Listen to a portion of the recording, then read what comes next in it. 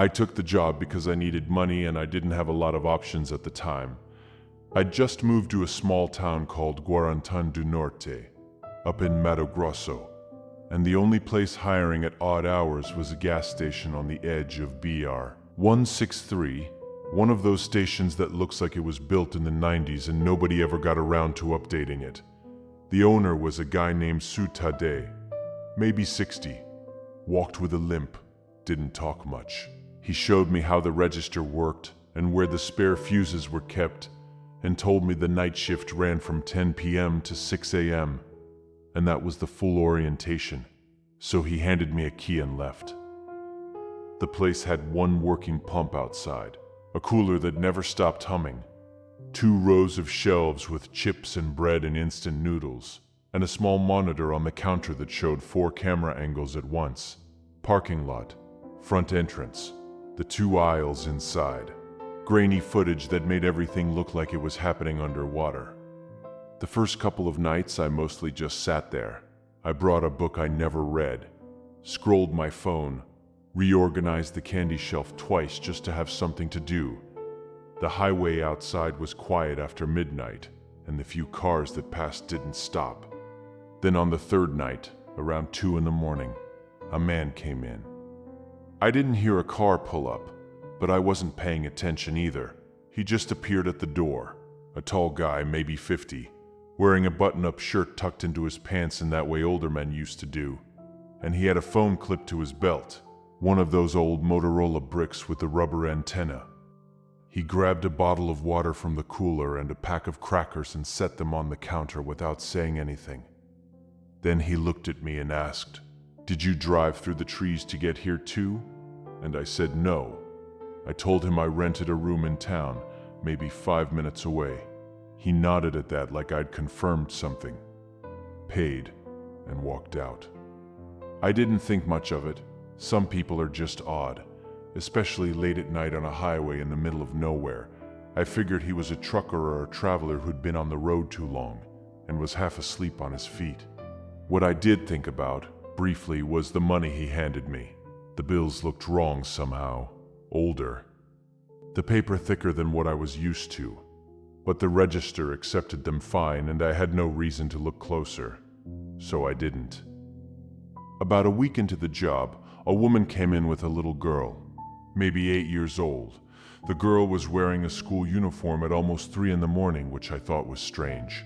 But the woman seemed calm, a little tired the way parents get.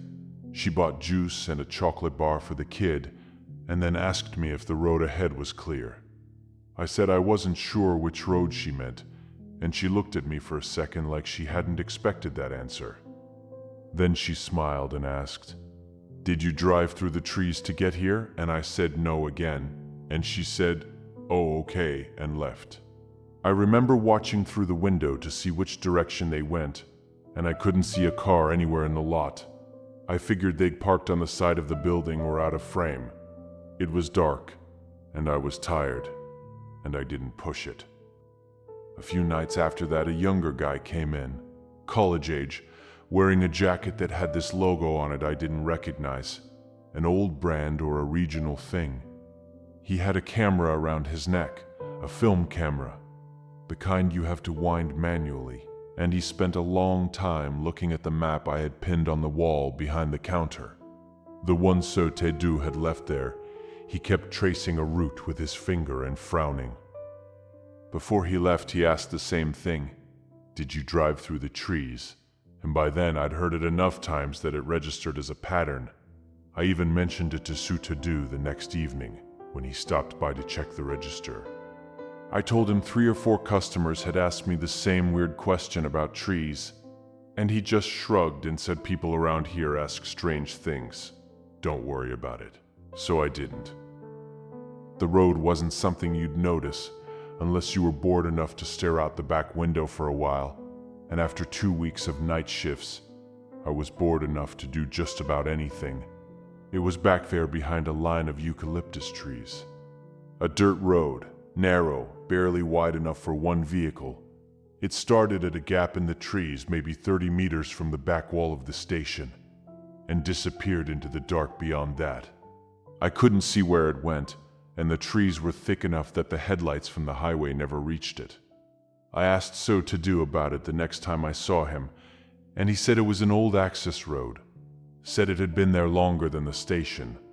Told me not to worry about it, which was the answer he gave to most things I asked him. I looked it up on my phone that night. Satellite view, and the road wasn't there. I could see the station and the highway, but no road. I switched between 3 different map apps and got the same result every time. I assumed the images were just old and hadn't been updated. That happens in rural areas, so I left it at that. In that same night, a man came around 2:15 through the back door. Not the front entrance from the highway side, but the back door, the one that opened onto the small storage area, and then out to the rear of the building. That door was supposed to be locked.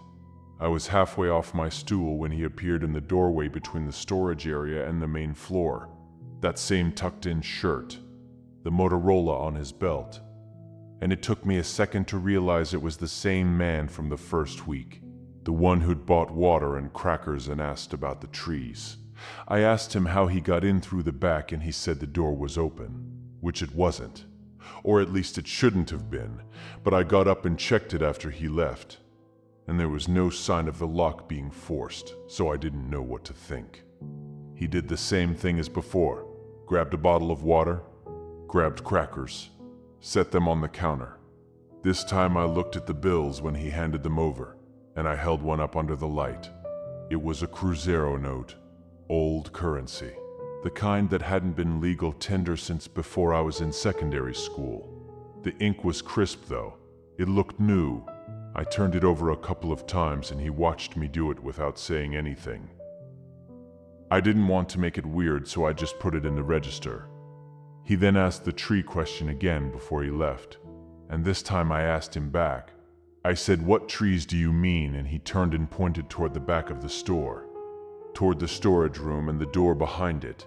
He said, "The ones out there," and then he said it in a way that wasn't really a question anymore. More like he was confirming something to himself. He said, "You didn't come through them, did you?"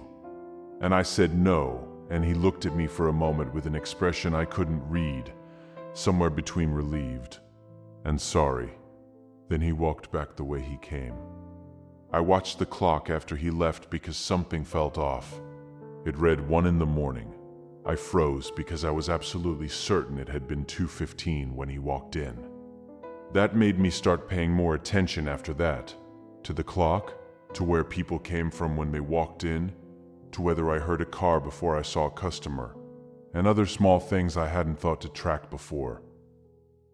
The night the family came in, I was in the back storage room grabbing a new roll of receipt paper when I heard the front door open, and by the time I got back to the counter, they were already inside. A man, a woman, and 2 kids, a boy and a girl, both in school uniforms, the white shirt and navy shorts kind that Brazilian public schools use, at 3 in the morning. The man was heavy-set, short hair, wearing a polo shirt with a logo from a construction company on the chest. The woman was younger than him, hair tied back, carrying a canvas bag over one shoulder. The kids stood near the door without moving. Without looking around the way kids usually do in a new place, they just waited. I said good evening and the man nodded. The woman didn't look at me. She was looking at the ceiling. She was checking for something specific. She did it the whole time they were in the store, trailing her hand along the shelves, picking things up without looking at them. Neither of the parents said a single word to the kids the whole time. The kids didn't speak either. They just stood by the door holding their things. The girl had a small lunchbox. The boy had a backpack on like he'd just come from school or was about to go. The man brought a basket to the counter. Chips, water, cookies, dried fruit, travel food. The kind you buy when you're going to be in a car for a long time. And while I was ringing it up, he asked if the road ahead was clear. I asked which road he meant, and he looked at me and said the one through the trees. Then he asked it, "Did you drive through them to get here too?" I said no, and he did that same slow nod the first man had done, like my answer meant something beyond the question itself. He paid in reacts, regular bills, nothing strange. Took the bag, and they left, the kids following a step behind without being told. I glanced at the clock after the door closed, and it said 1:47, and I'd checked the time right before I went to the storage room. And it had been after 3. I was sure of it. I looked out the front window into the lot, and couldn't see which direction they'd gone. There was no taillights pulling onto the highway. I wrote a few things in the notebook I'd started keeping for deliveries in cooler temps, and then I put the pen down and went back to sitting, and the night finished quiet after that. The woman came in on a Thursday. I'd just finished a call with my sister when the front door opened and she walked in fast. She was maybe 40, dark hair loose around her shoulders, wearing a blouse and slacks like she'd come from an office. Nice clothes, not what you'd expect on BR. 163, at 2 in the morning, she came straight to the counter and put both hands flat on it, and looked at me and said, "Why are you still here? It's so late. You should go home." I told her I worked nights, asked if she was all right, and she looked at me for a moment like she was deciding how much to say. Then she looked past me, through the back window that faced the tree line, and her face expression worsened. I asked her again if she needed help, and she didn't answer. She just looked at that window, at the darkness behind the eucalyptus trees, and then in almost a whisper she asked it, "Did you drive through the trees to get here?" That was the moment something shifted for me, because I'd heard that question 6 or 7 times by then, and I'd never heard it asked like that. Afraid, and like the answer mattered in a way that had nothing to do with directions. I came around the counter and asked her to sit down. I pulled the stool out from behind the register and she didn't take it. She lowered herself onto the floor in the corner of the store near the bottom shelf of the far aisle. She sat with her knees up and her arms around them like a kid. And I crouched next to her and asked her name, and she said Renata. I asked Renata if she wanted me to call someone, and she shook her head. I asked if she'd been in an accident, and she looked at me and said, "Just don't go out the back."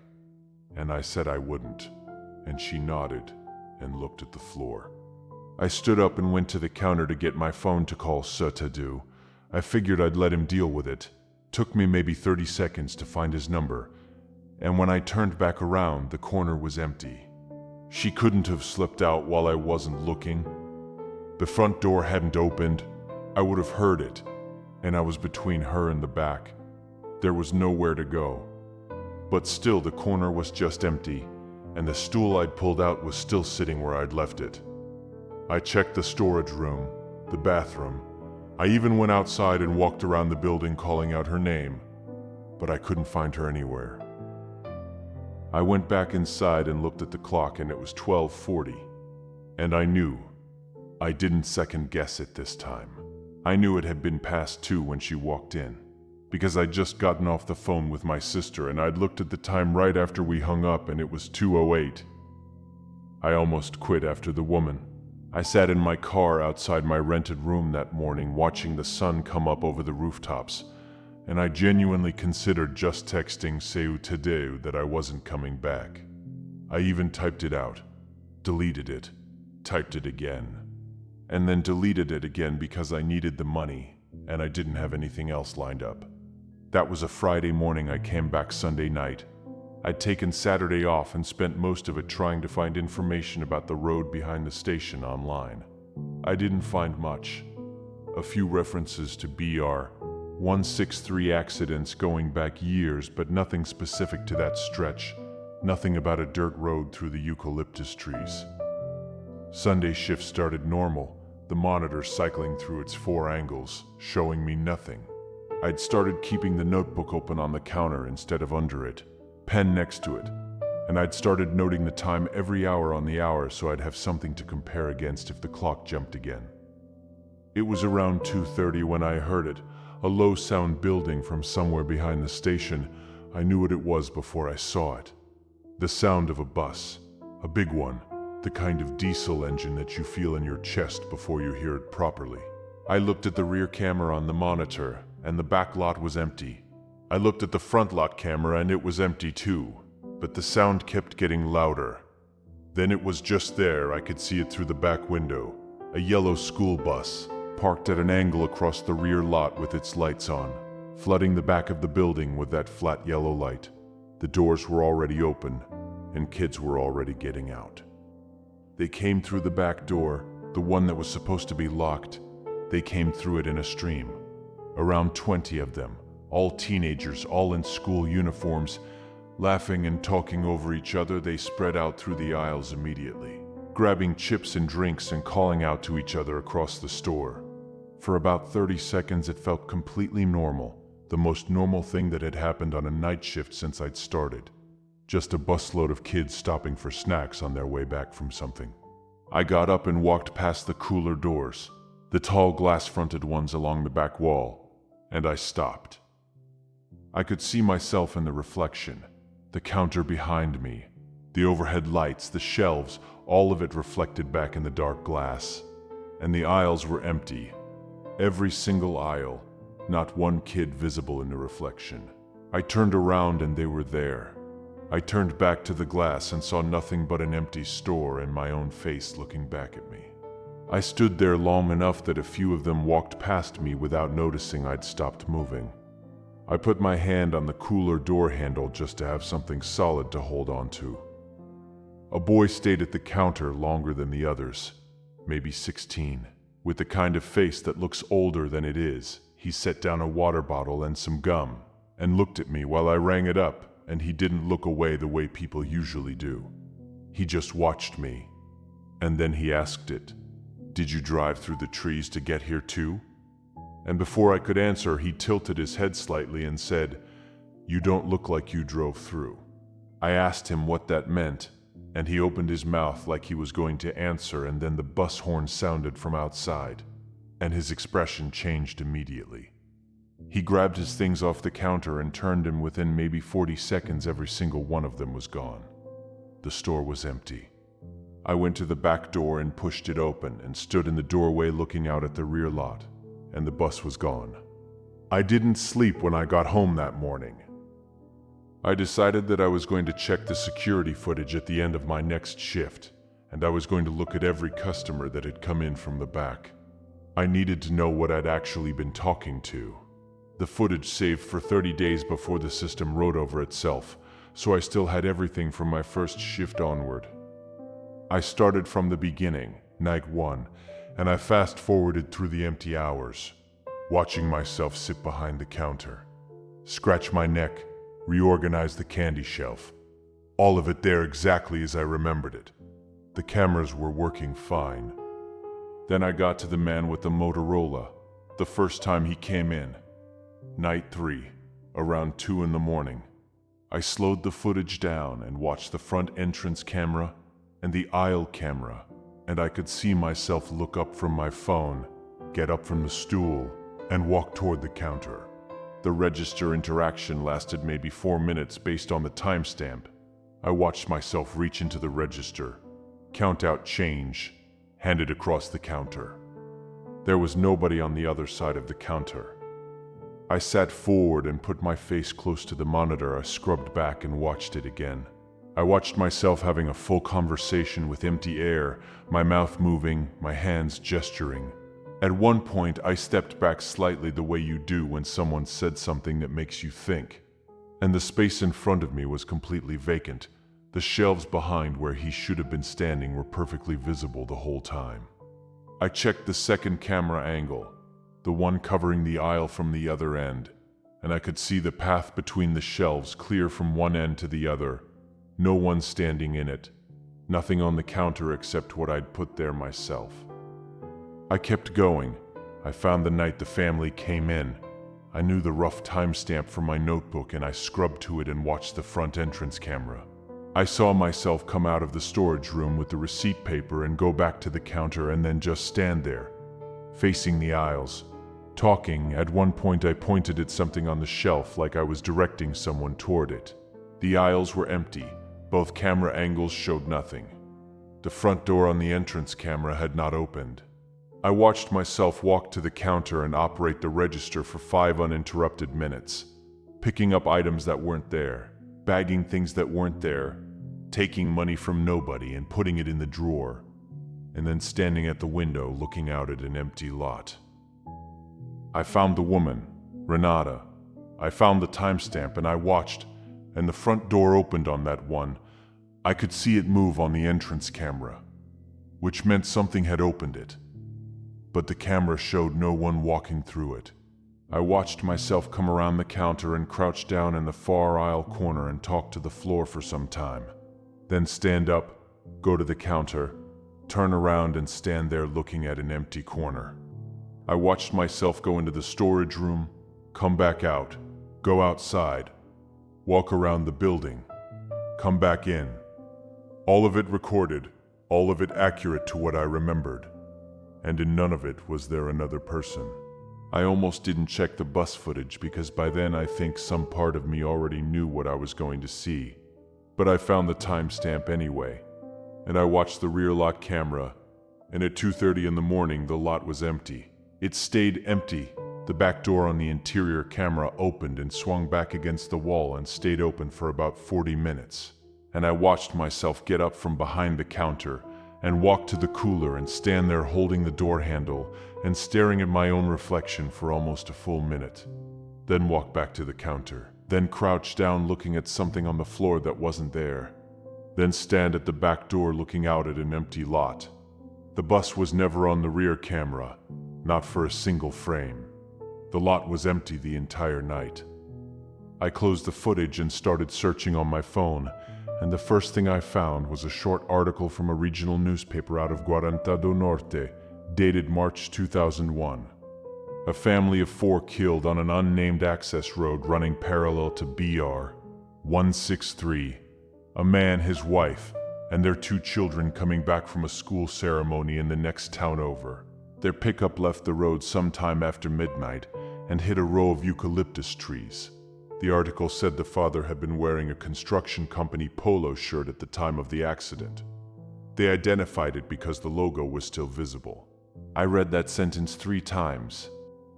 I went back to searching and found a forum post from 2009 referencing an older incident. 1998. A man returning alone from a work conference in Cuiabá. His car went off the same road. They found him in the tree line.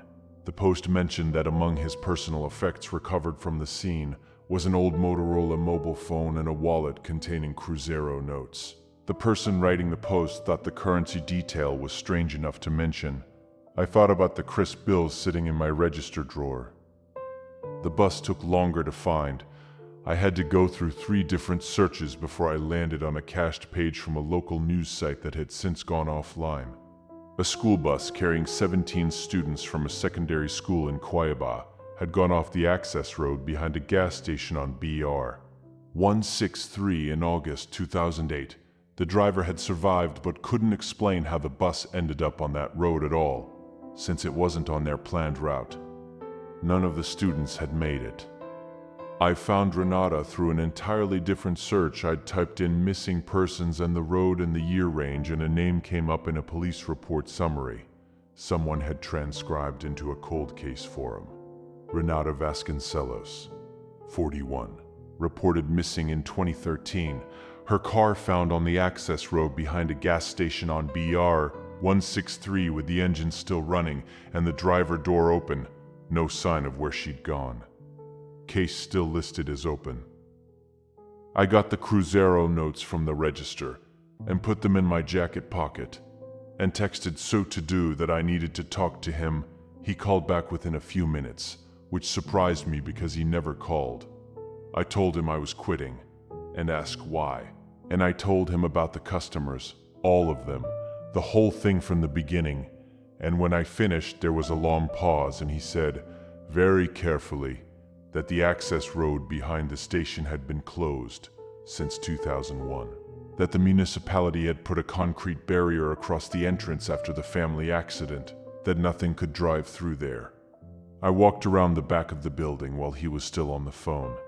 The barrier was there, a thick concrete block wide enough that you couldn't squeeze a bicycle past it, sitting in the gap between the trees where the road began, covered in moss and creeping grass that had been growing over it for years. It hadn't moved recently. It hadn't moved in a long time. The dirt around its base was packed and undisturbed, and there were small plants growing up against the side of it. I took a photo of it and stood there looking at the road beyond it, the dirt track disappearing into the dark between the trees even in full morning light. And so Tadeo was saying something about the cameras, about how the system had never recorded anything unusual in all the years he'd owned the station, and I told him I had to go and hung up. I drove back to my room and sat at the kitchen table. I thought about the question they'd all asked, every single one of them. Did you drive through the trees to get here too? And I thought about the boy on the bus saying, you don't look like you drove through. I think what he meant was that I was still alive. I think the ones who drove through the trees didn't get to leave that road. They just kept arriving at the last place they saw before everything went wrong.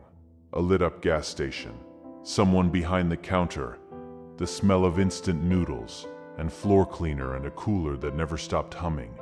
Somewhere ordinary to stop for a minute. And maybe that's why they kept coming back. Maybe the station was the last normal thing. I don't know if that makes it better or worse. My phone buzzed while I was sitting there. A notification from an unknown number. It was just a photo, and I opened it because I thought it was spam. The photo was from the security camera, the interior angle time-stamped from 2 nights before. And it showed me standing at the back window looking out at the tree line the way I'd done a dozen times, and standing behind me just inside the store. Close enough that he should have been visible in my peripheral vision was the man with the Motorola, facing the camera and smiling.